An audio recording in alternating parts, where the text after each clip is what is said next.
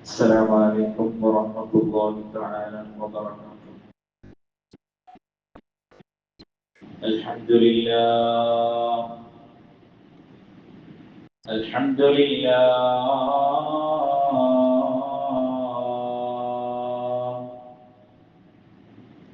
نحمده ونستعينه ونستغفره ونؤمن به ونتوكل عليه ونعوذ بالله من شرور أنفسنا ومن سيئات أعمالنا. من يهده الله فلا مضل له ومن يضلله فلا هادي له. ونشهد أن لا إله إلا الله وحده لا شريك له. ونشهد أن سيدنا وسندنا ونبينا ومولانا محمدا عبده ورسوله أرسله بالحق بشيرا ونذيرا وداعيا إلى الله بإذنه وسراجا منيرا. وصلى الله على سيدنا محمد وعلى آله وصحبه أجمعين. رب اشرح لي صدري ويسر لي أمري واحلل عقدة من لساني يفقه قولي. وما توفيقي إلا بالله عليه توكلت وإليه أنيب. أعوذ بالله من الشيطان الرجيم. بسم الله الرحمن الرحيم. إذ قال ربك للملائكة إني خالق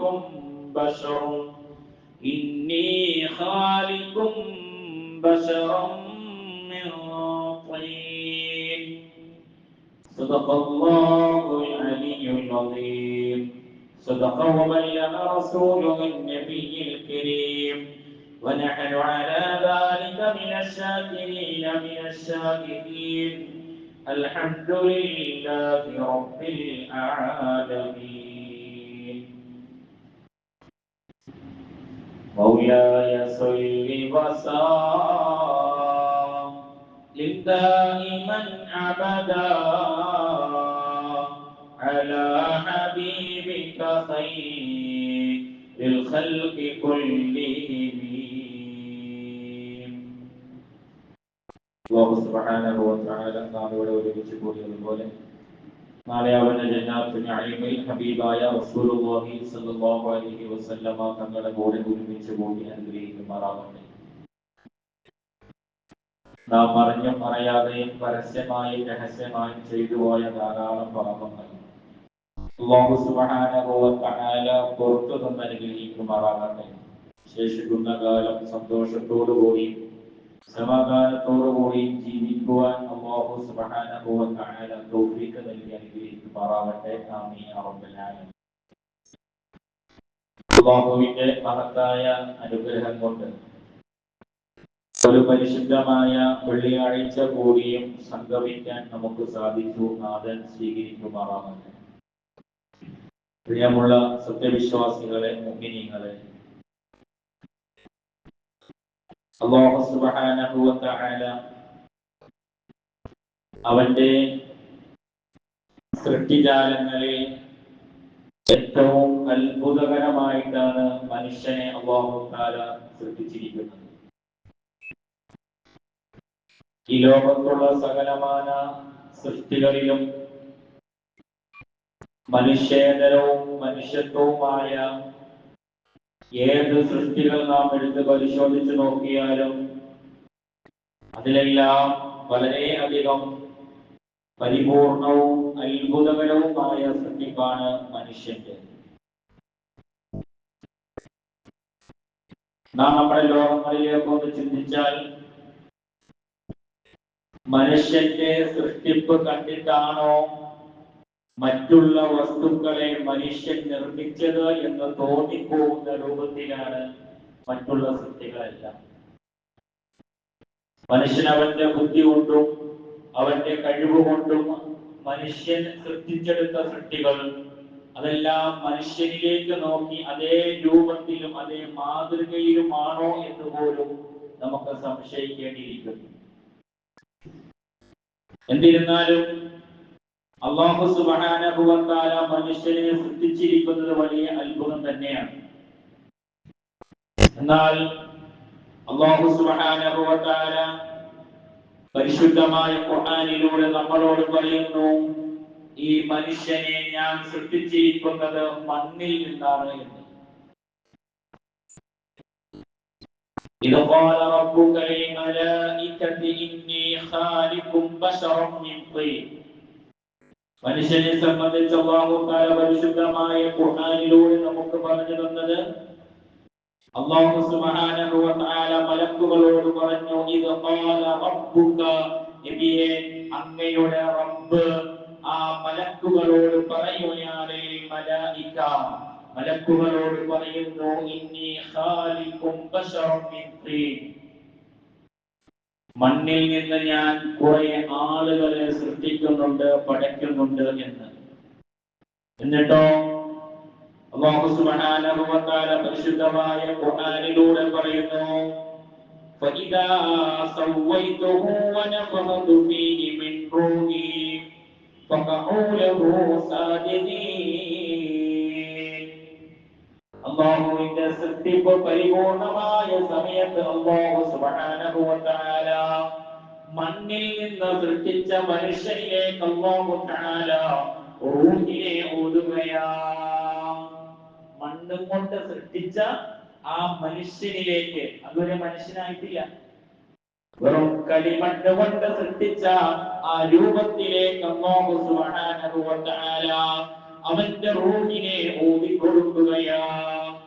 റൂഹ് ഊതുന്ന സമയത്ത് ആ രൂപമത മനുഷ്യ രൂപം പ്രാപിക്കുകയാണ്. എന്നിട്ട് അല്ലാഹു തആല പറയുന്നു, ഫഖഉ ലഹു സാജിദീൻ. എന്നിട്ട് അല്ലാഹു തആല അവന്റെ മലക്കുകളോടും അവന്റെ ജിന്നവർഗ്ഗങ്ങളോടും എല്ലാം ഈ മനുഷ്യന് വേണ്ടി സുജൂദ് ചെയ്യാൻ അല്ലാഹു കൽപ്പിക്കുകയാണ്. അത്രമാത്രം മലക്കുകളെക്കാളും ജിന്നുകളെക്കാളും അല്ലാഹു തആല ബഹുമാനിച്ചു മനുഷ്യനെ. എന്നാൽ ഈ മനുഷ്യനെ അല്ലാഹു സൃഷ്ടിച്ചിരിക്കുന്നതോ അത് കളിമണ്ണിൽ നിന്നുമാണ് താൻ. നിങ്ങളൊന്ന് നോക്കണേ, അല്ലാഹു സുബ്ഹാനഹു വ തആല ഭൂമിയുടെ വിവിധ പ്രദേശങ്ങളിൽ നിന്നും മണ്ണ് ശേഖരിച്ചുകൊണ്ടാണ് മനുഷ്യനെ സൃഷ്ടിക്കുന്നത്. ഒരു സ്ഥലത്ത് നിന്ന് മാത്രം എടുത്തുകൊണ്ടല്ല, ഭൂമിയിൽ നിന്ന് തന്നെ പല ഭാഗങ്ങളിൽ നിന്നും മണ്ണെടുത്തുകൊണ്ടാണ്, മണ്ണിനെ എടുത്തുകൊണ്ടാണ് അല്ലാഹു സുബ്ഹാനഹു വ തആല ഈ മനുഷ്യനെ, ആദിമ മനുഷ്യനെ അല്ലാഹു സൃഷ്ടിക്കുന്നത്. ഈ മനുഷ്യനെ സൃഷ്ടിച്ചിട്ട് അല്ലാഹു സുബ്ഹാനഹു വ തആല ആ മനുഷ്യനോട് പറഞ്ഞത്, വഖുൽനാ യാ ആദം ഉസ്കുൻ അൻത വസൗജുകൽ ജന്ന. മണ്ണിൽ നിന്ന് സൃഷ്ടിച്ച മനുഷ്യനെ അല്ലാഹു സുബ്ഹാനഹു വ തആല അതിന് റൂഹിനെ ഊതിയിട്ട് ആ മനുഷ്യനിൽ നിന്നും അല്ലാഹു തആല ഇണയും സൃഷ്ടിക്കുകയാണ്. ആ മനുഷ്യരിൽ നിന്ന് തന്നെ അല്ലാഹു തന്റെ ഇണയെ സൃഷ്ടിക്കുകയാണ്. ആ സൃഷ്ടിപ്പ് രണ്ടും പൂർത്തിയാക്കിയതിനു ശേഷം അല്ലാഹു സുബ്ഹാനഹു വ തആല പറയുന്നു, ഉസ്കുൻ അൻത വസൗജുകൽ ജന്ന. ഏ ആദമേ, നീയും നിന്റെ ഇണയും കൂടി സ്വർഗ്ഗത്തിൽ പ്രവേശിച്ചു കൊള്ളുക. എന്നിട്ട് അല്ലാഹു തആല പറയുന്നു, വകുലാ മിൻഹാ റഗദാ ഹൈതു ശിഅതുമാ. ആദമേ, നീയും നിന്റെ ഇണയും കൂടി സ്വർഗ്ഗത്തിൽ പ്രവേശിച്ചു കൊള്ളുക. എന്നിട്ട് അല്ലാഹ് പറയുന്നത്, ആ സ്വർഗ്ഗത്തിൽ നിങ്ങൾക്ക് ഇഷ്ടമുള്ളത് നിങ്ങൾ ചെയ്തു കൊള്ളുക. വലാ തഖ്റബ ഹാദിഹി ശജറ, ആ കാണുന്ന മരത്തിൽ നിങ്ങൾ അടുക്കാനേ പാടില്ല. അല്ലാഹ് കൊടുത്ത ഏക ഒരു നിർദ്ദേശം, ആ കാണുന്ന മരം, ആ മരത്തിലേക്ക് നിങ്ങൾ അടുക്കാനേ പാടില്ല.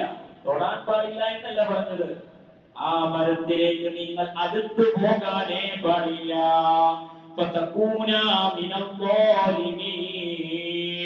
അങ്ങനെ ആ മരത്തിലേക്ക് നിങ്ങൾ അടുത്തു പോയാൽ നിങ്ങൾ അക്രമം ചെയ്യുന്നവരിൽ പെട്ടുപോകുന്നതാണ്. കൃത്യമായി അല്ലാഹു തആല നിർദ്ദേശങ്ങൾ നൽകി. മനുഷ്യനെ സൃഷ്ടിച്ചു, ആ മനുഷ്യന് വേണ്ട ഇണയെ അല്ലാഹു സൃഷ്ടിച്ചു, എന്നിട്ട് അവരെ സ്വർഗ്ഗത്തിൽ പ്രവേശിപ്പിച്ചു. എന്നിട്ട് അല്ലാഹു തആല പറഞ്ഞു, ഫലാ തഖറബ ഹാദിഹി ശജറ, നിങ്ങൾ ആ സ്വർഗ്ഗത്തിൽ സുഖമായി ജീവിച്ചോ, പക്ഷേ ഫലാ തഖറബ ഹാദിഹി ശജറ, ആ മരത്തിലേക്ക് നിങ്ങൾ അടുത്തു പോകരുത്. അല്ലാഹുവിന്റെ ഒരു നിർദ്ദേശം. ആലോചിച്ചു നോക്ക്, ഇപ്പൊ നമ്മുടെ ഒരു തറവാടാണ് ശരിക്കും സ്വർഗം എന്നുള്ളത്. നമ്മളൊക്കെ ആദ്യം നബിയുടെ മക്കളാണല്ലോ, ആദ്യമ മനുഷ്യന്റെ മക്കളാണ് നമ്മളൊക്കെ. നമ്മുടെ ഒരു തറവാടാണ് ഏത്? സ്വർഗം എന്നുള്ളത്. ആ സ്വർഗത്തിൽ നിന്നാണ് മഹാനായ ആദം നബി അലൈഹിസ്സലാത്തു വസ്സലാം പുറത്താക്കപ്പെടുന്നത്. ഈ ലോകത്ത് ജീവിക്കുന്ന ഓരോ മനുഷ്യന്റെയും ധർമ്മം എന്ന് പറഞ്ഞാൽ തറവാട്ടിലേക്ക് മടങ്ങുക എന്നുള്ളതാണ്. വെറുതെയൊന്നും തറവാട്ടിലേക്ക് മടങ്ങാനും സാധ്യമല്ല. കൃത്യമായ രേഖകൾ ഉണ്ടെങ്കിൽ മാത്രമേ ഈ തറവാട്ടിലേക്ക് അല്ലാഹു സുബ്ഹാനഹു വ തആല കടത്തിവിടുകയുള്ളൂ. അതാണ് അല്ലാഹു സുബ്ഹാനഹു വ തആല പരിശുദ്ധമായ ഖുർആനിലൂടെ പറഞ്ഞത്. മഹാനായ ആദം നബി അലൈഹിസ്സലാത്തു വസ്സലാമിന്റെ ചരിത്രം പറയുമ്പോൾ ആ ചരിത്രത്തിലൂടെ അല്ലാഹു തആല കുറേ പാഠങ്ങൾ നമ്മളിലേക്ക് അല്ലാഹു എത്തിക്കുന്നുണ്ട്. ഒരുപാട് പാഠങ്ങൾ, ഒരുപാട് ദൃഷ്ടാന്തങ്ങൾ അല്ലാഹു തആല നമ്മളിലേക്ക് എത്തിക്കുന്നുണ്ട്. അതിൽ ഒന്നാമത്തെ ദൃഷ്ടാന്തമാണ് ഇബ്ലീസിനെ അല്ലാഹു തആല പുറത്തു ചാടിച്ചു എന്നുള്ളത്. രണ്ടുപേരും സ്വർഗ്ഗത്തിൽ വസിച്ചവരാണ്. ഇബ്ലീസും ആദം നബിയും സ്വർഗ്ഗത്തിൽ വസിച്ചവരാണ്. പക്ഷേ ആ സ്വർഗ്ഗത്തിൽ അല്ലാഹു തആല വെച്ച കുറച്ച് നിർദ്ദേശങ്ങൾ, ആ നിർദ്ദേശങ്ങൾ പാലിക്കാതെ വന്നപ്പോൾ രണ്ടുപേർക്കും പുറത്തു പോകേണ്ടി വന്നു. ആദം നബിയോട് അല്ലാഹു തആല വെച്ച നിർദ്ദേശം എന്താണ്? നീ സ്വർഗ്ഗത്തിൽ പ്രവേശിച്ചോ, പക്ഷെ നീ ആ മരത്തിൽ തൊടാനേ പാടില്ല, അങ്ങോട്ട് അടുക്കാനേ പാടില്ല എന്നുള്ളതാണ്. എന്നാൽ ഇബ്ലീസിനോട് അല്ലാഹു തആല വെച്ച നിർദ്ദേശം എന്താണ്? മഹാനായ ആദം നബി അലൈഹിസ്സലാത്തു വസ്സലാമിനെ സൃഷ്ടിച്ച് പരിപൂർണമായി കഴിഞ്ഞപ്പോൾ ഇബ്ലീസിനോട് അല്ലാഹു തആല പറഞ്ഞു, ആദം നബിയോട് സുജൂദ് ചെയ്യാൻ പറഞ്ഞു. വഇദ് ഖിൽന ലിൽ മലായിക, മലക്കുകളോട് അല്ലാഹു തആല പറയുന്നതായ സന്ദർഭം, ഇസ്ജുദൂ ലി ആദമ, ആദം നബിക്ക് നിങ്ങളൊന്ന് സുജൂദ് ചെയ്യണേ. ആ മലക്കുകൾ എല്ലാവരും സുജൂദ് ചെയ്തു. ഇല്ല ഇബ്ലീസ, ഇബ്ലീസ് ഒഴികെ. ഇബ്ലീസ് മാത്രം ആ ആദം നബി അലൈഹിസ്സലാത്തു വസ്സലാമിന് സുജൂദ് ചെയ്തില്ല. ഖാല അസ്ജുദു ലിമൻ ഖലഖതു തീനാ, ആ ഇബ്ലീസ് അല്ലാഹുവിനോട് പറഞ്ഞ മറുപടി എന്താണെന്ന് അറിയുമോ? എന്നെ പടച്ചിരിക്കുന്നത് തീ കൊണ്ടാണ്, ആ ആദമിനെ പടച്ചിരിക്കുന്നത് മണ്ണ് കൊണ്ടാണ്, അതുകൊണ്ട് ഞാൻ സുജൂദ് ചെയ്യുകയില്ല. കാരണം ഇബ്ലീസ് കണ്ടെത്തി. അല്ലാഹു തആല സ്വർഗ്ഗത്തിൽ രണ്ടുപേരെയും കിടക്കാൻ വേണ്ടി, താമസിക്കാൻ വേണ്ടി വെച്ച നിർദ്ദേശം രണ്ടാൾക്കും രണ്ട് നിർദ്ദേശങ്ങളായിരുന്നു. ആദം നബിയോട് പറഞ്ഞത് ഒരു മരത്തിലേക്ക് അടുക്കരുത്. ഇബ്ലീസിനോട് പറഞ്ഞത് ആദം നബി അലൈഹിസ്സലാത്തു വസ്സലാമിന് സുജൂദ് ചെയ്യണം. രണ്ടുപേർക്കും നൽകിയ നിർദ്ദേശങ്ങളിൽ പാളിച്ച സംഭവിച്ചു പോയി. പരിശുദ്ധമായ ഖുർആൻ പറയുന്നു, ഈ സംഭവത്തെ കുറിച്ച് പരിശുദ്ധമായ ഖുർആൻ പറയുകയാണ്, വലഖദ് അഖദിനാ ഇലാ ആദമ മിൻ ഖബ്ലു ഫനസിയ വലം യജിദ് ലഹു ഉസ്മാ. ആദം നബി അലൈഹിസ്സലാത്തു വസ്സലാമിന് അല്ലാഹു നൽകിയ നിർദ്ദേശങ്ങൾ ആദം നബി അലൈഹിസ്സലാം എവിടെയോ വെച്ചൊന്ന് മറന്നുപോയി. ഫനസിയ, എവിടെയോ വെച്ചൊന്ന് പാളിപ്പോയി ആദം നബി അലൈഹിസ്സലാമിന്. ഇബ്ലീസ് ആണെങ്കിലോ വഇദ് ഖുൽനാ ലിൽ മലായികത്തി ഇസ്ജുദൂ ലി ആദമ ഫസജദൂ ഇല്ലാ ഇബ്ലീസ അബാ വസ്തക്ബറ. ഇബ്ലീസ് ആണെങ്കിൽ ആദം നബിക്ക് സുജൂദും ചെയ്തില്ല. അപ്പൊ അല്ലാഹു വെച്ച നിർദ്ദേശങ്ങൾ പാലിക്കാതെ വന്നപ്പോൾ രണ്ടുപേരെയും അല്ലാഹു തആല സ്വർഗ്ഗത്തിൽ നിന്ന് പുറത്താക്കപ്പെടുകയാണ്. പുറത്താക്കപ്പെട്ട ആദം നബി അലൈഹിസ്സലാത്തു വസ്സലാമിന്റെ അടുത്ത ലക്ഷ്യം എന്ന് പറഞ്ഞാൽ താൻ എവിടെ നിന്നാണോ പുറത്തു ചാടിയത് ആ തറവാട്ടിലേക്ക് തിരിച്ചു ചെയ്യുക എന്നുള്ളതാണ്. ആദം നബിയുടെ ലക്ഷ്യം എവിടെ നിന്നാണോ നമ്മളെ പുറത്തു ചാടിച്ചത് അവിടേക്ക് തിരിച്ചെത്തുക എന്നുള്ളതാണ് ആദം നബിയുടെ ലക്ഷ്യം. എന്നാൽ ഇബ്ലീസിന്റെ ലക്ഷ്യമോ തന്നെ പുറത്തേക്ക് ചാടിക്കാൻ കാരണക്കാരനായ മനുഷ്യനുണ്ടല്ലോ, ആ മനുഷ്യനെ തിരിച്ചവന്റെ തറവാട്ടിലേക്ക് എത്തിക്കാതിരിക്കലാണ് ഇബ്ലീസിന്റെ ലക്ഷ്യം.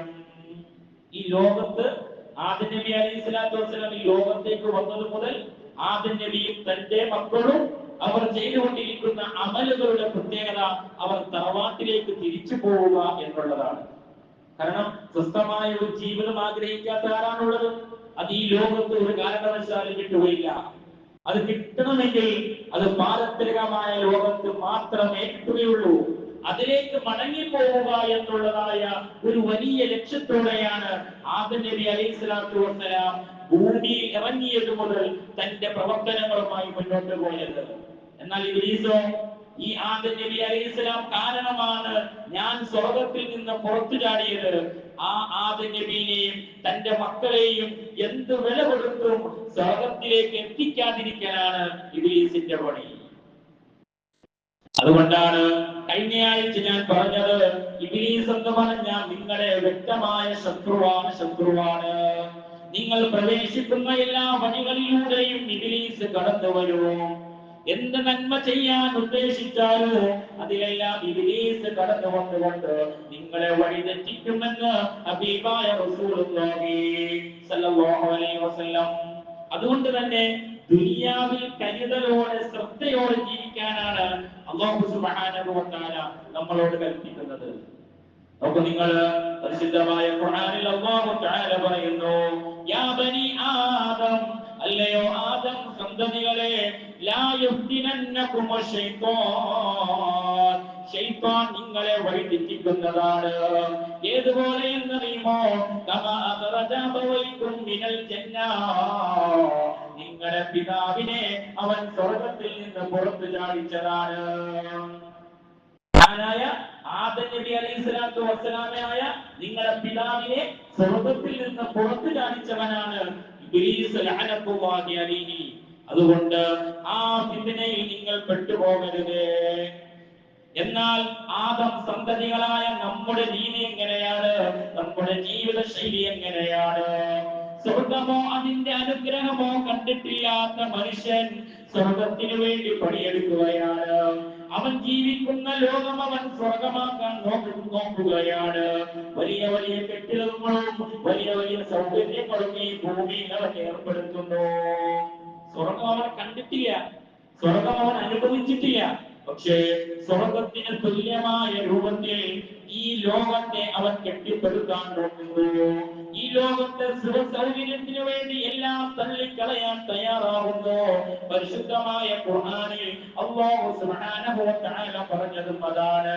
മനുഷ്യൻ അവൻ ഇബ്ലീസിന്റെ പുറകെ പോയി ഇബ്ലീസ് എന്ത് വഴിയാണോ കാണിച്ചു തരുന്നത് ആ വഴിയിലൂടെ സഞ്ചരിച്ചുകൊണ്ട് അവൻ വ്യക്തമായ മാർഗഭ്രംശം സംഭവിച്ചുകൊണ്ട് ഇബ്ലീസിന്റെ ചതിക്കുഴിയിൽ വീണുപോവുകയാണ്. കൃത്യമായി ഇബ്ലീസിന്റെ വഴിക്കുഴി അവൻ വീണുപോവുകയാണ്.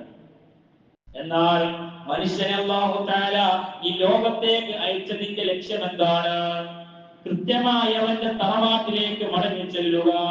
തറവാട്ടിലേക്ക് മടങ്ങി ചെല്ലുമ്പോൾ കൃത്യമായ രേഖകൾ അവൻ പൂർണ്ണമായും അല്ലാഹുവിന്റെ മുമ്പിൽ സമർപ്പിക്കുക.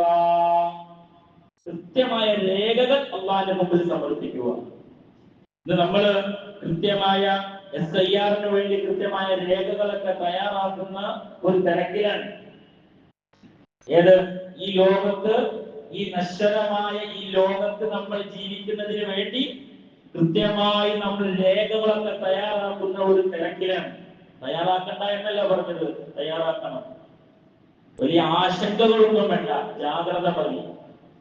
വലിയ ആശങ്ക ഉണ്ടാക്കി നമ്മുടെ സോഷ്യൽ മീഡിയകളൊക്കെ നാളെ നമ്മളെയൊക്കെ അങ്ങനെ പുറത്തിയടിക്കുവാനെന്നുള്ള ഒരു വലിയ പ്രചാരണങ്ങളൊക്കെ നടക്കുന്ന സമയമാണ്. നാളെ എല്ലാവരുടെയും കുടുംബസഹിതം നമ്മളെ മൊത്തം ഇന്ത്യയിൽ നിന്ന് പുറത്താക്കും, മുസ്ലിങ്ങളെ മൊത്തം പുറത്താക്കാനുള്ള വഴിക്കൂട്ടിലേക്കാണ് എന്നുള്ളതായ രീതിയിൽ സോഷ്യൽ മീഡിയകളിലൊക്കെ ഇതിന്റെ വലിയ ചർച്ചകൾ നടക്കുന്നുണ്ട്. വലിയ അങ്ങനത്തെ ആശങ്കയൊന്നും വേണ്ട, ജാഗ്രത മതി. SIR എന്തായാലും അവരത് നടപ്പിലാക്കും. മുഖ്യനായ മനുഷ്യനെ സംബന്ധിച്ചിടത്തോളം, ഇന്ത്യയിൽ ജീവിക്കുന്ന മുസ്ലിങ്ങളെ സംബന്ധിച്ചിടത്തോളം, ഈ രാജ്യത്ത് ജീവിക്കുമ്പോൾ ഈ രാജ്യത്തിന്റെ നിയമവ്യവസ്ഥകൾക്ക് അടിമപ്പെടുക എന്നുള്ളത് നമ്മുടെ ഒരു ബാധ്യതയാണ്. കൃത്യമായി നമ്മുടെ രാജ്യം നൽകുന്ന നിയമവ്യവസ്ഥകൾ അത് പാലിച്ചു കൊണ്ടുപോകാൻ പ്രത്യേകിച്ച് നമ്മുടെ രേഖകളൊക്കെ കൃത്യമായി നമ്മൾ തയ്യാറാക്കി വെക്കണം. ഈ SIR നടപ്പിലാക്കുകയാണ് എന്നുള്ള വാർത്ത വന്നത് മുതൽ നമ്മുടെ ആളുകൾ വലിയ നെട്ടോട്ടമാണ്. കഴിഞ്ഞ ദിവസം നാട്ടിൽ നിന്ന് വിളിച്ചപ്പോ 60 വയസ്സുള്ള ഒരു മനുഷ്യൻ, നമ്മുടെ മഹലിൽപ്പെട്ട ഒരു മനുഷ്യൻ, ആ മനുഷ്യൻ ഇതുവരെയും ആധാർ കാർഡ് പോലും ഉണ്ടാക്കിയിട്ടില്ല എന്നുള്ളതാണ് സത്യം. ആധാർ കാർഡ് ഉണ്ടാക്കിയിട്ടില്ല. അതുണ്ടാക്കുന്നതിന് വേണ്ടി കോതമംഗലത്തുള്ള അക്ഷയപുരമൊക്കെ പോയി ഇറങ്ങി അവസാനം അവിടെ ഒന്നും നടക്കൂല എന്ന് മനസ്സിലായപ്പോ അതിന്റെ ഹെഡ് ഓഫീസായ എറണാകുളത്ത് വരാൻ പറഞ്ഞു. അവിടെ വന്നപ്പോഴും എല്ലാ കാര്യങ്ങളും അടിച്ചു കൊടുത്തു. ലാസ്റ്റ് അവർ ചോദിക്കുന്ന ഒരു ചോദ്യമുണ്ട്, എന്റെ ഇതുവരെയും ആധാർ ഉണ്ടാക്കിയില്ല. എന്ത് മറുപടി കൊടുക്കുമോ? അത് തള്ളിപ്പോയി. ഇപ്പൊ നിലവിൽ ആധാർ ഉണ്ടാക്കാൻ പറ്റാത്ത സാഹചര്യമാണ്. SIR-ന്റെ ആ പുതിയ വോട്ട് പരിഷ്കരണം കൊണ്ടുവന്നപ്പോൾ കേന്ദ്ര സർക്കാർ ഒരു നിയമം കൊണ്ടുവന്നു, താൽക്കാലികമായി ആധാർ നൽകേണ്ടതില്ല എന്നുള്ള. എന്ത് ചെയ്യും? നമ്മൾ പാലിക്കേണ്ടതായ കുറെ മര്യാദകളുണ്ട് ഈ രാജ്യത്ത് ജീവിക്കുമ്പോൾ. നമ്മുടെ രേഖകളെല്ലാം കൃത്യമാക്കി വയ്ക്കുക എന്നുള്ളത്. നമ്മുടെ രേഖകളെല്ലാം കൃത്യമാണെങ്കിൽ നാം ആരും ഭയപ്പെടേണ്ടതില്ല. നമ്മുടെ രേഖകളെല്ലാം കൃത്യമാണെങ്കിൽ ആ രേഖകൾ വെച്ചുകൊണ്ട് നമുക്ക് കോടതിയിലോ ഏത് അധികാരത്തിന്റെ മുന്നിലോ ധൈര്യമായി കയറി ചെയ്യാനുള്ള കരുത്തും ധൈര്യവും നമുക്കുണ്ടാകും. ഇതില്ലാതെ മുമ്പാണ് പ്രശ്നം വരുന്നത്. ഇതില്ലാത്ത ആളുകളാണ് പിന്നെ പ്രശ്നം ഉണ്ടാക്കുന്നത്. 2002 വോട്ട് ലിസ്റ്റ് പ്രകാരമാണ് നമ്മുടെ പുതിയ വോട്ട് ലിസ്റ്റ് പരിഷ്കരണം വരുന്നത്. നമുക്ക് ആശങ്കയുണ്ട്. കാരണം 2024 ഏപ്രിൽ അവസാനത്തോടെയാണ് ലോകസഭയിലേക്ക് നമ്മൾ വോട്ട് ചെയ്തത്. നമ്മുടെ നാട്ടിന് MP-മാരെ അയച്ചത്. എന്തിന്റെ അടിസ്ഥാനത്തിലാണ് നമ്മളിപ്പോൾ വോട്ട് ചെയ്തിരുന്നത്? ഈ MP-മാരിലെ അവിടെ ചെന്ന് പുതിയ പരിഷ്കരണം കൊണ്ടുവരുന്നത്. അപ്പൊ ഈ 2024 വോട്ടിന് യാതൊരു വിലയുമില്ലാതെയായോ? ഇങ്ങനെ കുറെ കാര്യങ്ങൾ നമുക്ക് ചോദിക്കാനുണ്ടെങ്കിലും ഇപ്പോൾ വരുന്ന SIR അത് കൃത്യമായി അതിന്റെ രേഖകൾ ഫോളോ ചെയ്യാൻ നാം തയ്യാറാവണം. 2022 വോട്ട് ലിസ്റ്റിൽ പേരുള്ളവരാണെങ്കിൽ അവർക്കൊന്നും പേടിക്കാനില്ല, അവരെ മക്കൾക്കും പേടിക്കാനില്ല.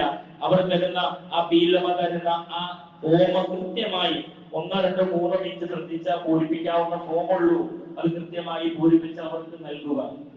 നമ്മൾ ഇന്ന് ചായക്കടയിലും അവിടെ പോയിരുന്ന് ഇത് അതിനു വേണ്ടിയിട്ട് ആയിക്കോട്ടെ, ഏതിനു വേണ്ടിയിട്ടും ആയിക്കോട്ടെ, ഇതെല്ലാം കൊണ്ടുവരുന്നവരുടെ പുറകിൽ പല ലക്ഷ്യങ്ങളും ഉണ്ടായിട്ടുണ്ടാകാം. പക്ഷെ നമ്മുടെ രേഖകൾ കൃത്യമാക്കുന്നതിൽ നാം ശ്രദ്ധ കൊടുത്തുകൊണ്ട് മുന്നോട്ട് കൊണ്ടുപോവുക. സാന്ദർഭികമായി പറഞ്ഞു എന്നേ ഉള്ളൂ. എന്നിരുന്നാലും ഈ രേഖകളൊക്കെ തയ്യാറാക്കുന്ന തിരക്കിലാണ് നമ്മൾ എല്ലാവരും.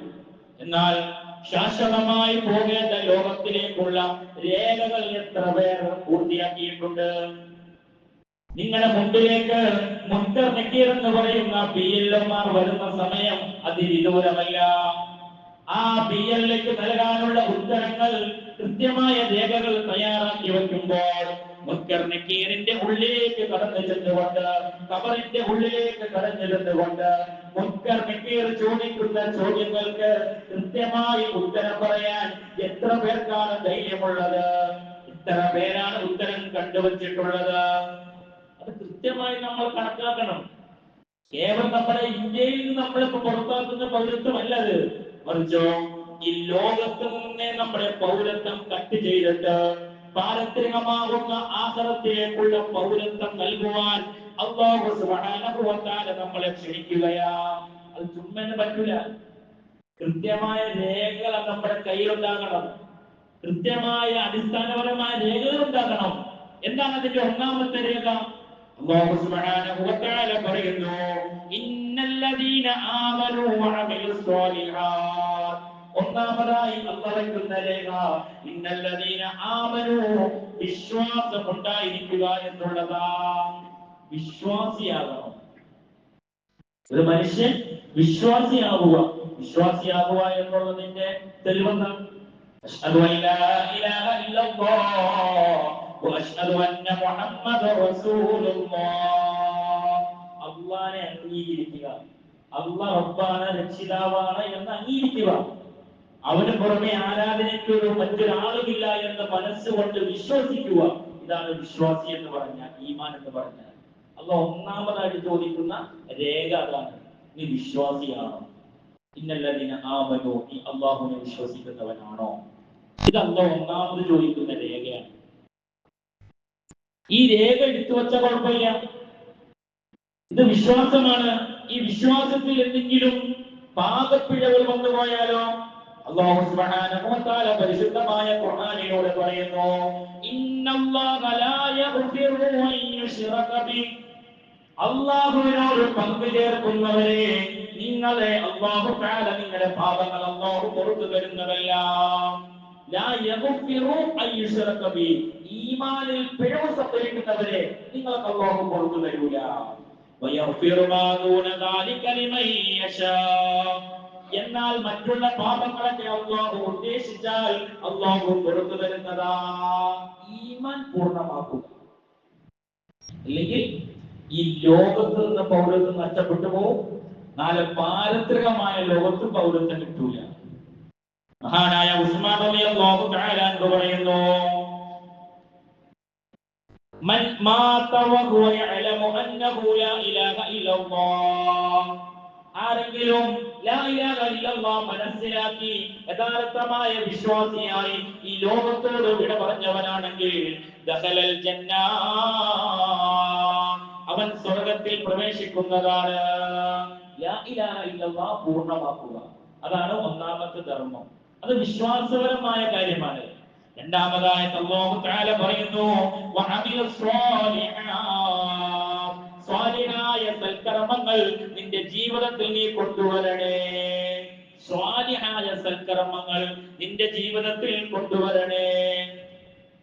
എന്താ സ്വാലിഹായ സൽക്കർമ്മം എന്ന് പറഞ്ഞാൽ?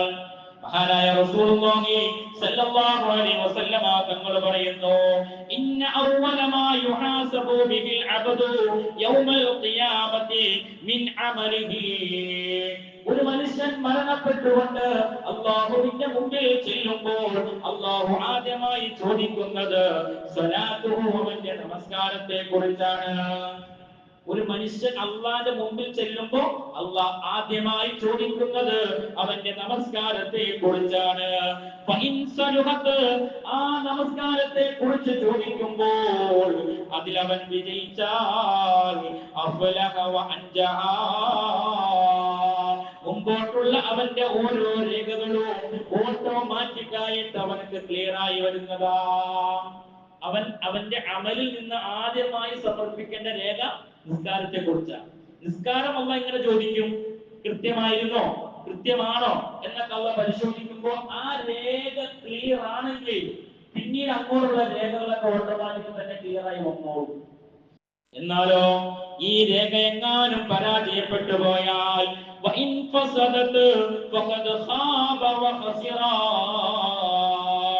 ഒന്നാമത്തെ രേഖയായ നിസ്കാരം പരാജയപ്പെട്ടു പോയാൽ പിന്നീട് അങ്ങോട്ടുള്ള എല്ലാ രേഖകളും പരാജയത്തിലേക്കാ. ഒന്നാമത്തെ രേഖ തള്ളി പിന്നെ ബാക്കിയുള്ള രേഖ ഒക്കെ തള്ളിപ്പോകും. അതുകൊണ്ട് ഒന്നാമതായി നാം കർമ്മപരമായി ചെയ്തു വെക്കേണ്ട കാര്യമാണ് നമസ്കാരം. ഇനി അവിടെ നിങ്ങോട് തുടങ്ങിയാൽ ഓരോ കാര്യങ്ങളും അല്ലാഹു സുബ്ഹാനഹു വ തആല പറയുന്നു, ഫസ്റ്റ് നമസ്കാരത്തിൽ പിടിച്ചാൽ തന്നെ മുഅ്മിനീങ്ങളെ, സഹോദരങ്ങളെ, സഹോദരിമാരെ, നമ്മുടെ പാരത്രികമായ ജീവിതത്തിന്റെ കാര്യം വലിയ കഷ്ടത്തിലായി പോകുന്നതാ. ഒന്നാമത്തെ കാര്യത്തിൽ തന്നെ നമ്മൾ എന്തായി പോകും? പരാജയപ്പെട്ടു പോകും. നമസ്കാരത്തിന്റെ വിഷയം ഗൗരവമാണ്. രേഖകൾ നമ്മൾ കൃത്യമാക്കണം. രേഖകൾ കൃത്യമാക്കുന്നിടത്ത് നമസ്കാരം കൊണ്ട് വെക്കുമ്പോൾ നമ്മൾ പരാജയപ്പെട്ടു പോകും. കൃത്യമായ നമസ്കാരം നമുക്ക് ആർക്കുണ്ട് പറയാൻ? ധൈര്യത്തോടു കൂടെ എഴുന്നേറ്റ് പറയാൻ ആർക്കുണ്ട്? ഒരു ഗ്യാരണ്ടിയും ഇല്ലാതെ ജീവിക്കുന്ന ഈ ലോകത്ത് ഏത് സമയത്തും പോകേണ്ട നമ്മൾ, SIR വേണ്ടി രേഖകൾ കൃത്യമാക്കുന്ന നമ്മൾ, അവിടെയാണ് നമ്മൾ ചിന്തിക്കേണ്ടത്. ഏത്? ഒരു രേഖയുമില്ലാതെ SIR രേഖയൊക്കെ നമ്മൾ തയ്യാറാക്കി വെക്കുന്ന താമസം, ആ ഫോമിൽ ഒപ്പിടാൻ പോലും ഒരു ഗ്യാരണ്ടി ഇല്ലാത്ത നമ്മള്, ഈ ലോകത്ത് നിന്ന് പുറപ്പെടാൻ നിൽക്കുന്ന നമ്മൾ, അല്ലാഹു തആല മുന്നോട്ട് വെച്ച നിർദ്ദേശങ്ങളും രേഖകളും നാം തയ്യാറാക്കി വെച്ചിട്ടുണ്ടോ എന്ന് ചിന്തിക്കേണ്ട സമയം. ചിന്തിക്കണം. ഈ ലോകത്തേക്ക്, ഈ രാജ്യത്ത്, ഈ ലോകത്ത് ജീവിക്കുമ്പോൾ നമുക്ക് വരുന്ന പ്രയാസങ്ങൾ വരുമ്പോൾ നാം തട്ടിച്ചു നോക്കേണ്ടത് നമ്മുടെ ആഖിറത്തിലേക്കാണ്. നമ്മുടെ ആഖിറത്തിലേക്കാണ്. എവിടെയെങ്കിലും ഒരു ജയിലിൽ പോയി കിടക്കേണ്ടി വരില്ലോ എന്നുള്ള ചിന്തയിൽ രേഖയൊക്കെ തയ്യാറാക്കുമ്പോ, പടച്ചോനെ, എന്നൊന്നും കിടക്കേണ്ട, ശാശ്വതമായി കിടക്കേണ്ട നരകത്തിലേക്ക് ഞാൻ കടന്നു പോകില്ല റബ്ബേ എന്നുള്ള മനസ്സുകൊണ്ട് എത്ര പേര് ചിന്തിച്ചിട്ടുണ്ട്? ആ ചിന്തയാണ് നമ്മുടെ മനസ്സിലേക്ക് കടന്നു വരേണ്ടത്. കാരണം മഹാനായ അല്ലാഹു സുബ്ഹാനഹു വ തആല അവന്റെ പരിശുദ്ധമായ ഖുർആനിലൂടെ നമ്മളോട് പറയുന്നുണ്ട്, ഇഖ്റഅ കിതാബക കഫാ ബിനഫ്സികൽ യൗമ അലൈക ഹസീബ.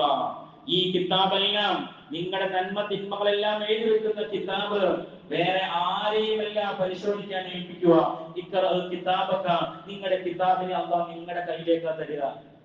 എന്റെ കിതാബ് അല്ലാഹു എന്റെ കയ്യിലേക്ക് തരിക, എന്നിട്ട് വായിക്കടാ എന്ന് പറയും. അന്നേരം മറ്റുള്ളവൻ വായിച്ച് ഇനി അവനെ പരാജയപ്പെടുത്താൻ വേണ്ടി ഞാൻ എന്തെങ്കിലും നുണ വായിച്ചാലോ? അതൊന്നും ഉണ്ടാവില്ല. കൃത്യമായി നിങ്ങൾ ചെയ്ത കാര്യങ്ങളും, കൃത്യമായി നിങ്ങൾ ചെയ്ത ഓരോ കാര്യങ്ങളും കൃത്യമായി ആ കിതാബിൽ അല്ലാഹു തആല രേഖപ്പെടുത്തി വെച്ചിട്ടുണ്ടാവും.